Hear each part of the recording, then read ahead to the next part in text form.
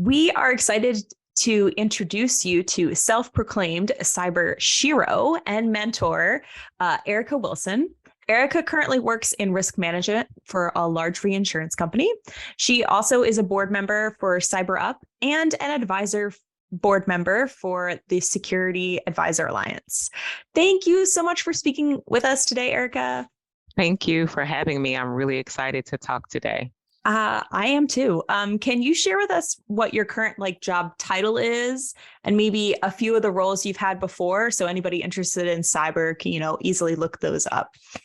Absolutely. So my current title is a mouthful, but I am the Vice President of Cybersecurity and Data Privacy Risk Management. Okay. It's a really long title, but it basically means that any risk pertaining to data privacy or cybersecurity typically fall in my team's lap and I to work our way through. I've held several positions. I've been working in cyber for well over 20 years. Started as a cybersecurity analyst and moved into different facets of the industry, from leading awareness and education campaigns and having a team that does that all the way through to the operational side of cybersecurity.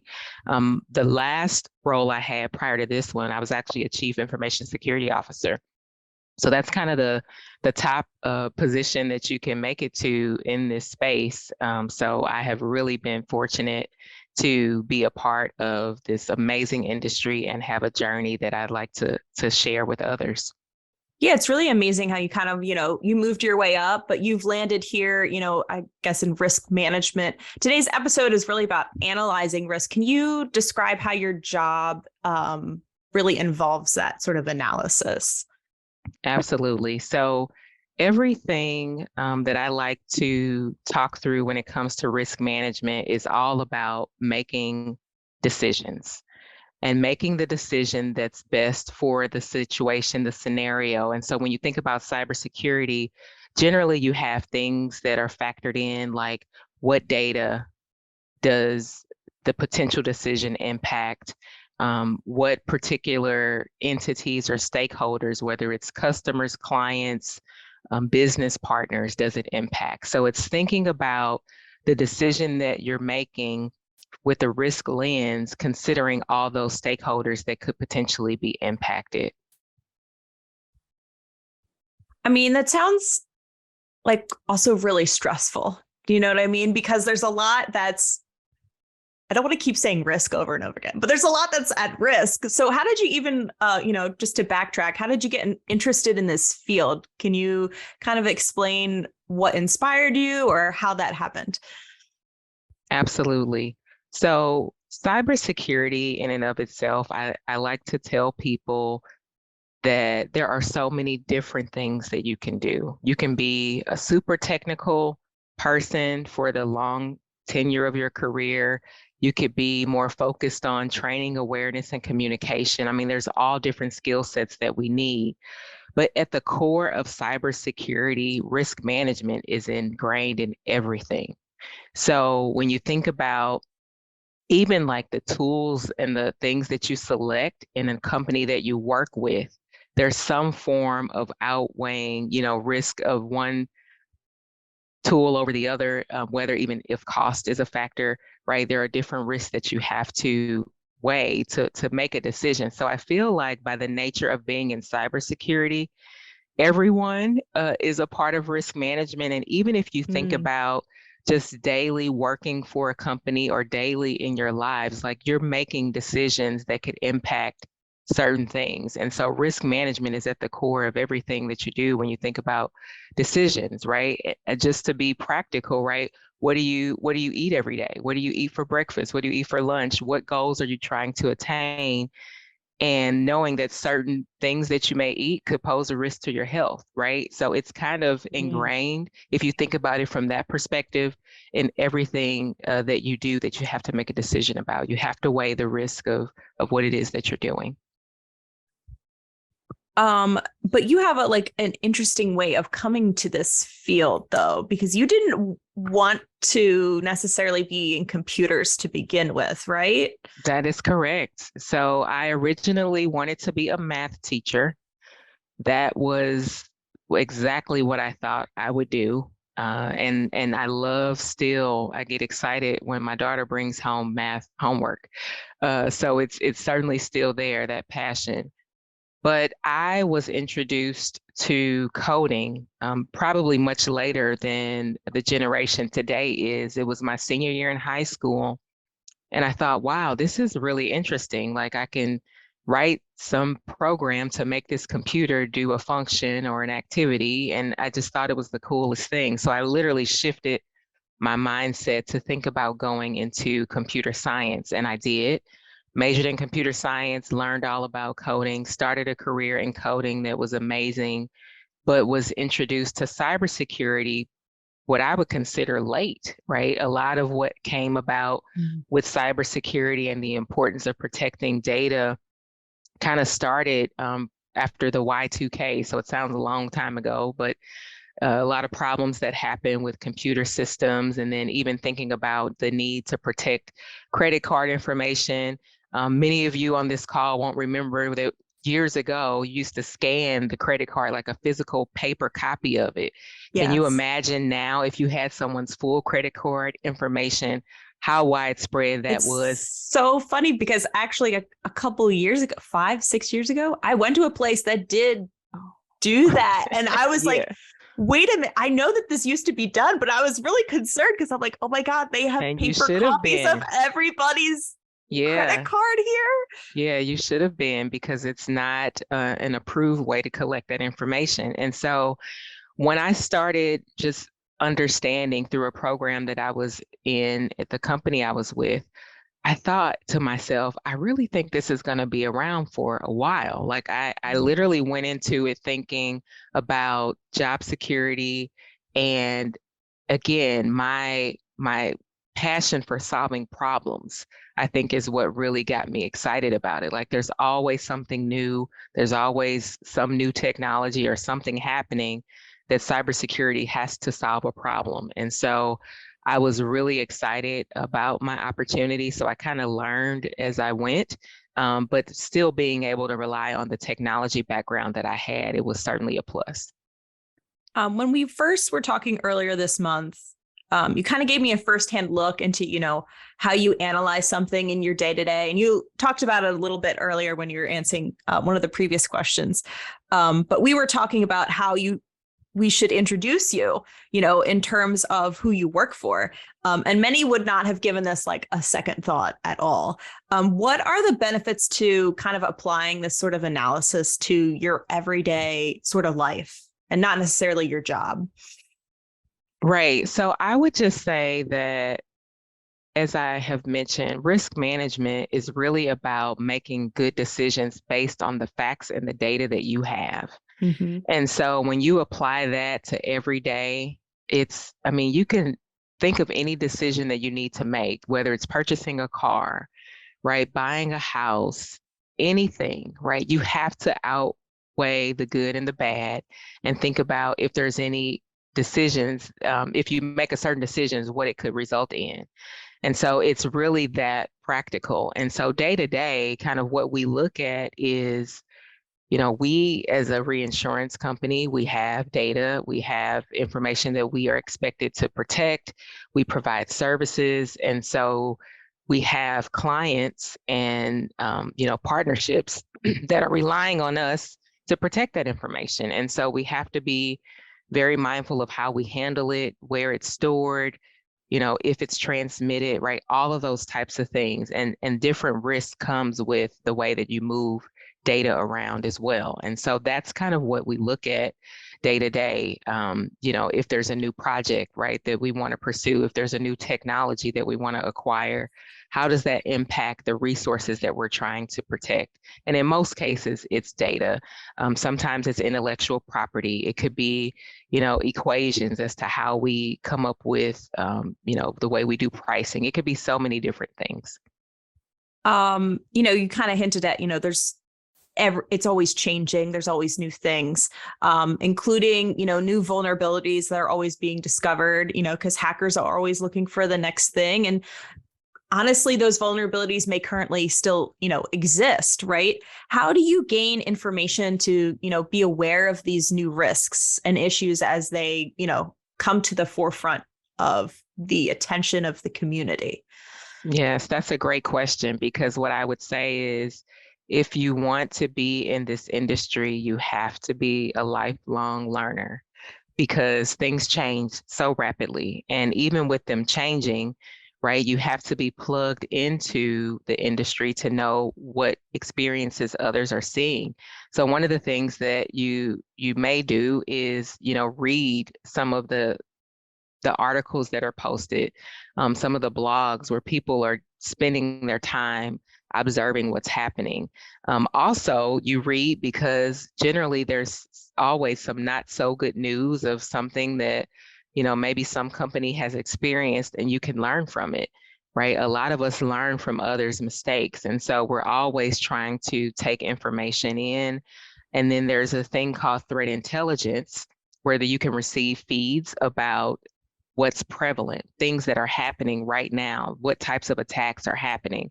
So you have to find ways to plug in within your network, talking to peers at other organizations. We are certainly in an industry where we share information a lot more than maybe some others, because at the end of the day, we all want the same thing. We want to protect the companies that we work for, protect the communities that we're serving in. And so in order to do that, we have to have relationships that span even beyond just the companies that we're in. You mentioned that, you have to be a lifelong learner to be in this industry in general. What other skills, I guess, helped you move forward in your career or into this role? That's a great question. So I would start by saying that most people assume that in this industry, that all you do is sit behind a keyboard all day and you never talk to people. Right. And that's probably the biggest myth. Communication is one of the best ways to grow in this career. So being able to effectively communicate, whether it's giving a presentation, think about having to solve a complex problem, but you need to explain the problem and your recommendation to someone that doesn't know technology and they don't know acronyms, right? You have to be able to just speak in layman terms. And then the other piece of that is, how well can you write and convey what you want to say, on paper or, in an email, and get to the point. So communication is a really, really big, strong skill that we look for. And where I've seen people, when they develop and do well there, they certainly kind of see the growth happen. The other one I would say is just making sure that you leverage what you're good at, right? Some people are really good at, learning about new technology and researching, where some people want to be on the receiving end of that and figure out how to develop a plan to take action, right? So once you start figuring out your own passion and your own purpose, I think that helps as well with being able to just stay always learning and focusing on the areas that you're really good at as well. I love that. The communication one was really big, because that's what we're doing now. We're talking and Absolutely. communicating, and there needs to be more of that given to, today's students and today's young people out there who are really looking for this information. Also, when we talked earlier this month, we discussed how different industries, different companies, they look at risk and cybersecurity. Well, cybersecurity risk, let's put them both together. They may look at them differently. For instance, you mentioned like an insurance business probably doesn't want to take any unnecessary risk. Their whole business is risk. So they would be more risk averse, right? Is it good to be always risk averse, or are there times when it's okay to be what they say is risk tolerant, or to take a little bit of risk? Yeah, I would tell you this, and to try to give it a good scenario, it really depends on the industry. right? So let's step back a moment and think about healthcare as an industry, right? People being admitted to the hospital rooms, and all the data associated with a patient, and doctors being able to get it right because they need to know exactly what it is they need to do, right? They're going to be certainly more risk averse around some of the technologies they use, some of the way that they handle data, transfer data.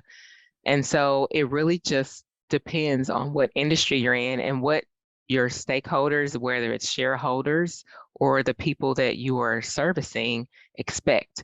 The other thing to think about is, at the end of the day, bottom line, right? So if you are profitable or you're seeking to have profits, you have to manage your risk to a level that you're not spending everything at one time. Like, okay, right, we need all of these tools right now, right? Are you going to be able to effectively implement them, have people trained on them, and use them all at the same time? Probably not. So maybe the option might be to take a step back, focus on where your most riskiest, threat is, apply something to that, and then create a plan and a strategy to implement things over time. So that kind of gives you a view into how you have to think about it, because at the end of the day, there's some level of risk that everyone's tolerating because of time, right? You can't go as fast. You can only go as fast as the dollars and the people that you have. And so there's limitations for sure. Exactly. There's definitely some limitations, but I think, yeah, it really depends.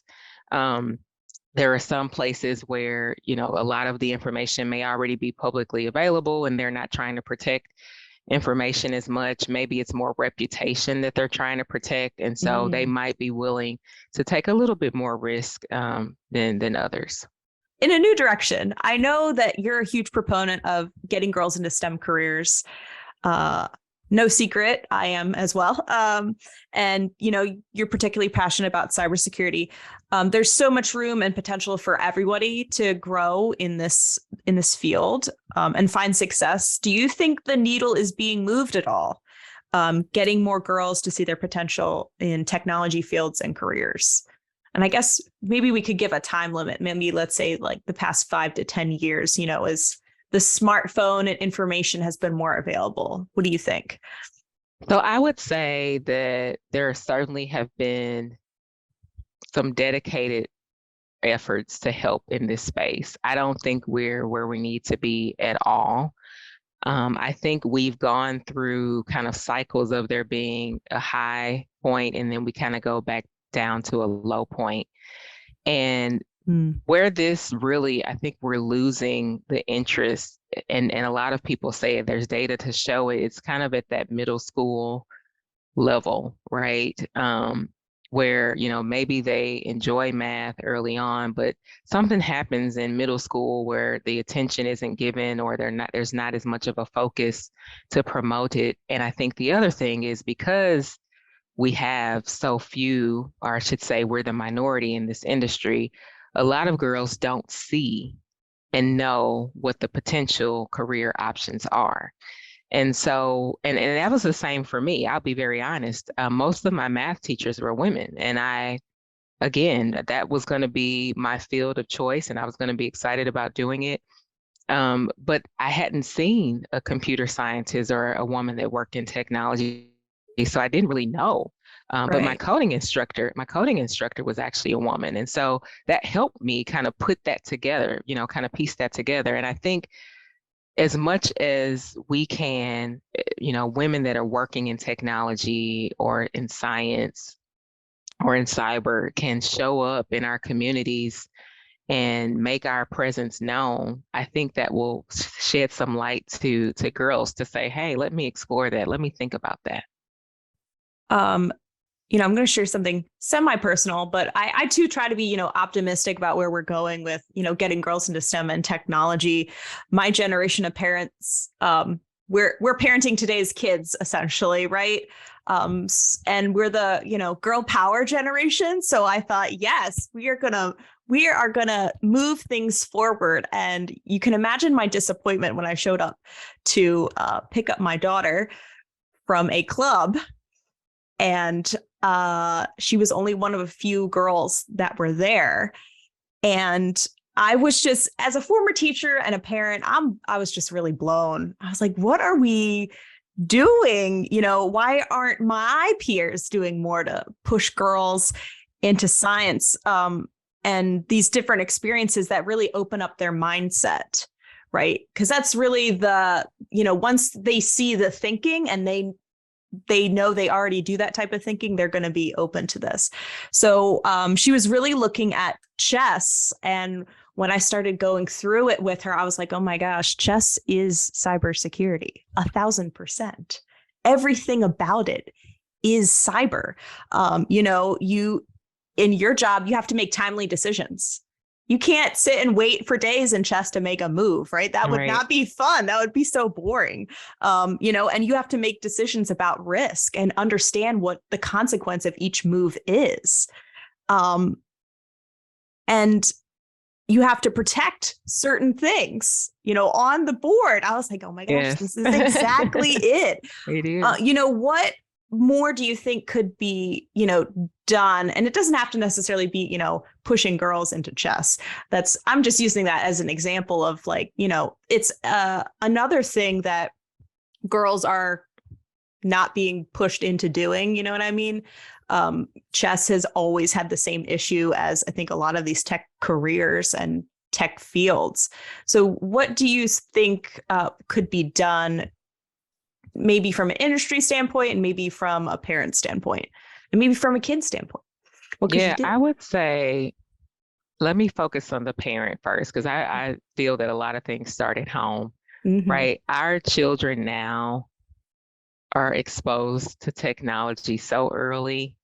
And even if you think about the parental view of how you want to protect what they do and what they see with all of these devices, I remember thinking when my daughter was 6, she had already 5 or 6, she already knew how to navigate an iPad, a phone, an Android device, a Chromebook. Like she could go between them all.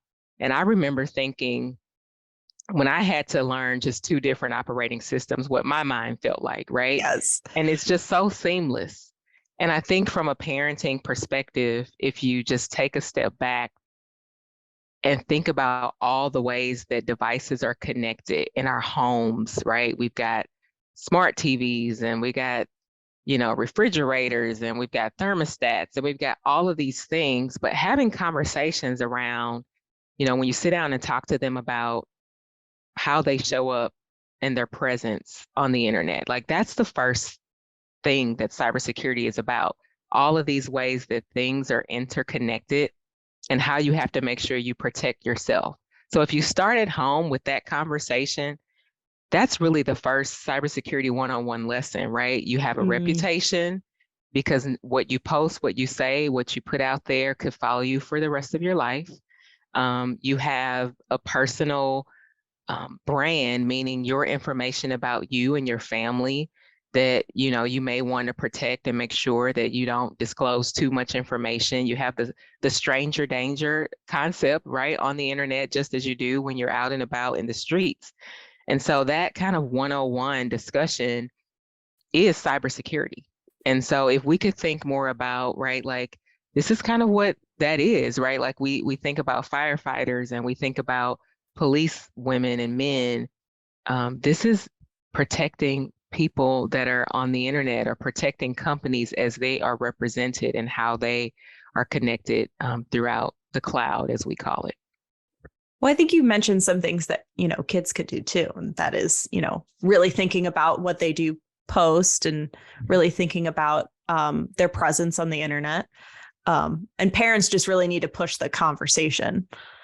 What do you think about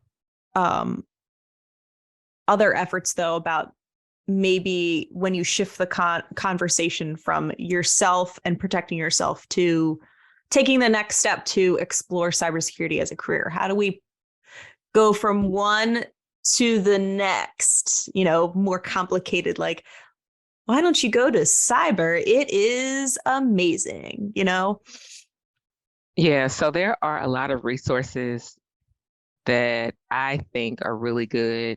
I know the government U.S. government has a whole site around cyber that's aimed at nonprofits and even ways that educators can help with children learning. I think the other thing is that a lot of companies have started to shift their mindset on who they recruit. So in the past, right, it was, okay, what university did you attend, right? Do you have a 4-year degree? And now, if you think about the fact that all of these other skills work so much well, like they work well when you think about technology and cybersecurity, companies now are opening their minds to, with a little bit of training, and we can provide it for you, we can come in and jumpstart your career. And so I think giving exposure to some of those options that are out there is good as well. Because some children, let's be honest, 4-year degree, some of the potential debt that may come with that, right? Like they're just not interested. It's a deterrent in many ways. They're not interested. So I think making sure that we introduce them to programs like Cyber Up that I'm a part of, right, that provide apprenticeship opportunities, some training and mentoring to get people interested would be a wonderful thing for parents to consider. Women's History Month is coming up. What do you want your legacy to be? I would say that my legacy, and it's something that I'm so passionate about, is just to make sure that people understand, right? Being a champion for women in technology and cyber is an amazing thing because there are so many opportunities for women to shine. And so, yeah, if I were to leave at some point, I would just hope anybody that I've mentored or I've worked with understand that this is certainly a passion of mine, and I want to see more of us in this space. Erica, thanks for sharing all this awesome information with us today. And stay tuned, everyone, for Erica and I to go over this week's episode challenge. Thank you.